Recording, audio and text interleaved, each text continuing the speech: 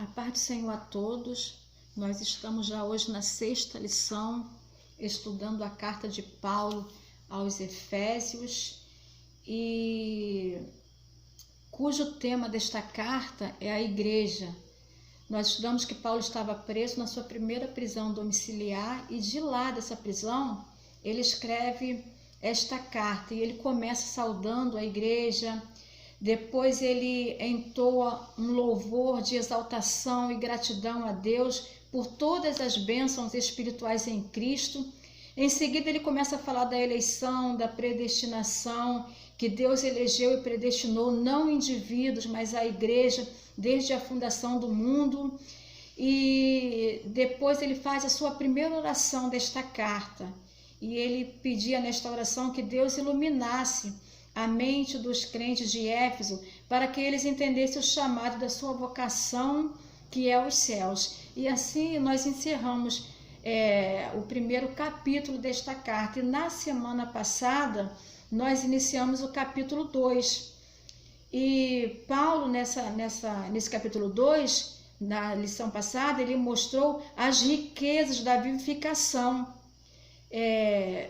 que Cristo nos ressuscitou juntamente com Ele, que pela graça nós somos salvos. E hoje, irmãos, nós vamos continuar estudando esse capítulo 2 da lição, que o tema é a condição dos gentios sem Deus. E eu vou ler só a leitura bíblica em classe, que está em Efésios capítulo 2, versículo 11 e 12, e Romanos 4, 12 a 14, que diz assim: Portanto, lembrai-vos que vós, noutro tempo, eras gentios na carne e chamados incircuncisos, pelo que na carne se chamam circuncisão, feito pelas mãos dos homens, que naquele tempo estavam sem Cristo, separados da comunidade de Israel e estranhos aos concertos da promessa, não tendo esperança e sem Deus no mundo. E agora Romanos 4, 12 a 14, que diz assim: E fosse pai da circuncisão daquele que não somente são da circuncisão, mas que também andam nas pisadas da fé que teve nosso pai Abraão, que tivera na incircuncisão. Porque a promessa de que havia de ser herdeiro do mundo não foi feito pela fé a Abraão, na sua posteridade, mas pela justiça da fé. Pois se as questões de ser herdeiros, logo a fé é vã e a promessa é iniquilada. Então, a lição hoje vai falar muito sobre a circuncisão, né? E nesta lição nós temos a oportunidade de constatar a real situação do ser humano sem Deus e o quanto ele carece da graça e da misericórdia divina. E para estudar essa lição, irmãos, sobre os gentios, nós precisamos saber quem são os gentios, né? Como eles surgiram. E para isso nós precisamos ir lá na história da humanidade até o dilúvio. A Bíblia diz que depois do pecado, a terra encheu-se de violência e os pensamentos dos homens eram maus continuamente. Então, Deus resolve destruir aquela humanidade e preservar o justo Noé e a sua família. Então, ao sair da arca, Deus dá uma ordem a Noé, que ele deveria frutificar, multiplicar e encher a terra. E nós vemos que eles cumpriram isso, porque lá em Gênesis 10, nós vemos a tabela das nações, que eram os descendentes de Noé. Então, eles moravam ali na Mesopotâmia, que hoje é a região ali do Iraque.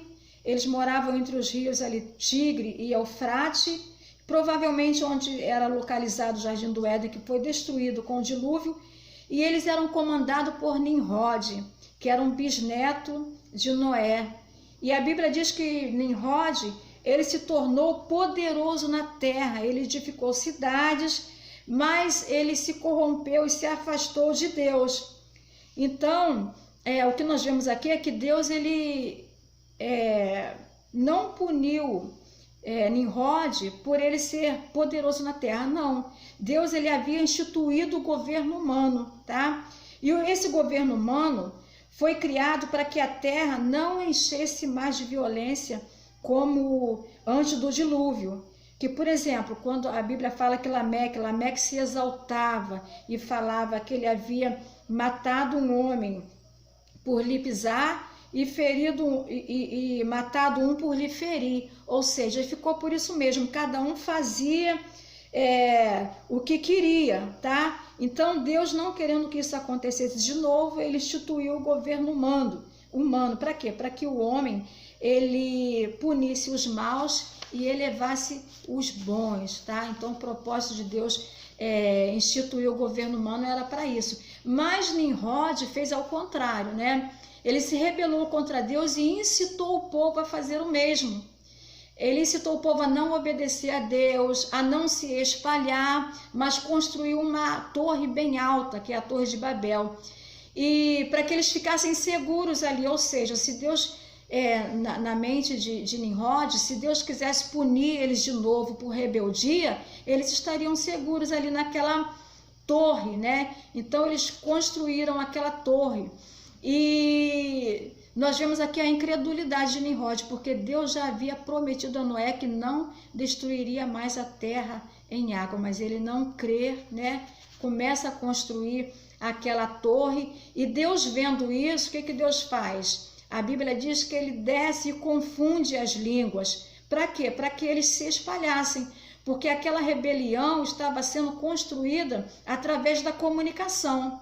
Então Deus, já vendo isso, ele quebra aquela comunicação para que aqueles homens se espalhassem. E ao se espalhar, surgiram ali as nações no mundo. Então surgiram ali o povo gentil, né? É ali que começa o povo gentil. Aquelas nações pós-diluvianas, né? Eram o povo gentílico. A única nação que não é gentílica é a nação de Israel, porque Deus, olhando aquelas nações corrompidas, ele viu que não tinha como cumprir o seu propósito, aquilo que ele havia afirmado lá em Gênesis 3,15, que da semente da mulher nasceria um Salvador do mundo. Mas como Jesus iria nascer daquelas nações corrompidas? Então Deus vai e chama Abraão, não é isso? Lá em Gênesis 12, e fala para ele que vai fazer dele uma grande nação. E nós vemos isso se cumprir, né, irmãos? Abraão, ele ouve a voz de Deus, ele obedece, né? Obedece a Deus, e Deus levanta aquela nação de mulheres estéreis, né? Mulheres que não podiam ter filho. Deus abre a madre e surge aquela nação, ou seja, provando que era Deus que estava levantando aquela nação, que ela deveria ser santa para a vinda do Salvador, tá?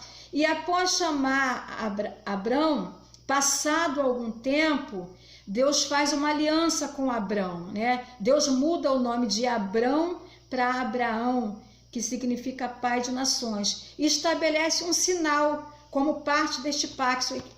E que sinal é esse? É a circuncisão. Então, circuncisão o que é? É a retirada do prepúcio do órgão sexual masculino no 8º dia de nascido. E por que Deus escolheu o órgão logo sexual do homem e não outra parte do corpo? Então nós entendemos, irmãos, que é porque naquela época a cultura dos pagãos, na cultura deles, era normal se prostituir, né? E é por isso que quando Paulo vai falar sobre as obras da carne lá em Gálatas 5, ele começa pela sexualidade ilícita, ou seja, ele começa pela prostituição, impureza, lascívia, para depois entrar na idolatria, feitiçaria e coisas mais. Então, ou seja, os pecados sexuais vêm dando abertura para os outros pecados serem entrelaçados neles, né? Então, todas as vezes que um judeu ia se prostituir, ele olhava aquela marca e lembrava do pacto que ele havia feito com Deus e da sua responsabilidade de se purificar, de ser nação santa, purificada para a vinda do Salvador. Então, a circuncisão para os judeus apontava para a santificação e era o que distinguia eles, tá, dos gentios. E é por isso que Paulo, quando escreve esta carta para os Efésios, esse capítulo 2 aqui, ele fala, né, que por eles serem gentios e incircuncisos, eles não tinham nenhuma herança. Eles eram separados de Deus, não tinham nenhuma herança com Deus, tá? E nós vemos que a Bíblia fala no mínimo de 4 pactos que Deus fez com Israel. O primeiro pacto é esse que nós estamos estudando hoje, né? O pacto da circuncisão. E o segundo pacto que a Bíblia fala é o pacto mosaico, que foi feito lá no Monte Sinai, que eles seriam propriedade peculiar de Deus. O terceiro pacto é o pacto conhecido como pacto palestiniano, que significava que a terra de Canaã seria deles enquanto eles obedecessem, né? Nós vemos lá no Monte Gerizim, lá, e Deus fazendo aquele pacto com o povo de Israel, que enquanto eles obedecessem, a terra de Canaã seria deles. E o quarto pacto, né, que a Bíblia fala que é o pacto davídico. Que pacto é esse? É o pacto que Deus fez com Davi, que ele seria rei em todo o Israel e que o Messias, o Salvador, descenderia dele. Mas nós vemos que nenhuma dessas promessas foi feita ao povo gentil. E por quê? Não foi feito nenhuma para o povo gentil. Nós sabemos que é porque Nimrod, ele havia construído uma civilização sem Deus. E é por isso que eles não tinham nenhuma esperança futura. A esperança deles era só terrena, eles viviam só o terreno, tá? Não tinham alvo nas coisas espirituais.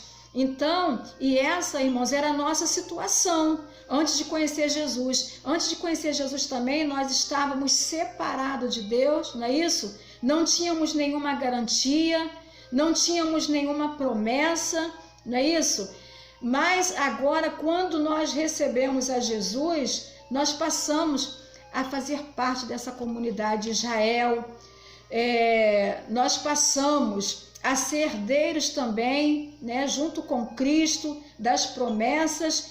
E Paulo diz que a circuncisão hoje somos nós, que servimos a Deus no Espírito e nos gloriamos em Jesus e não confiamos na nossa carne. Então a circuncisão hoje é isso, é a circuncisão do coração, um coração limpo, um coração puro. Hoje nós não precisamos mais circuncidar como na antiga aliança, mas nós precisamos ter o coração limpo, o coração puro, servir a Deus de coração. Não é uma marca exterior, mas é uma marca que vem do interior, né, produzindo frutos. Então é isso que Paulo fala.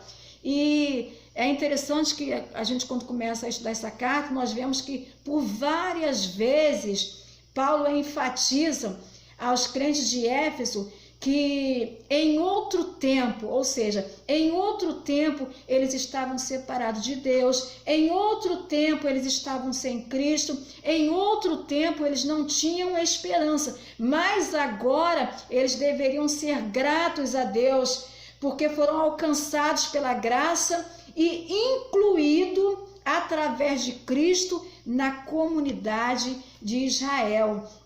Então, irmãos, essa carta que foi escrita para a igreja de Éfeso é para nós também, porque nós somos igreja de Cristo, né? Então, o que nós entendemos aqui é que nós éramos estrangeiros, mas agora nós somos herdeiros com Cristo. E este assunto, né, da igreja sendo não mais estrangeiros, mas, né, sendo transformado, nós vamos estudar na semana que vem. Então, irmãos, ficam com Jesus e vamos continuar estudando essa carta rica que fala da situação como nós éramos antes, né? E como nós somos hoje, depois de transformados. Nós éramos gentios, separados da promessa, mas nós fomos resgatados através de Cristo e hoje as promessas são para a igreja de Cristo. Amém? Fiquem com Deus.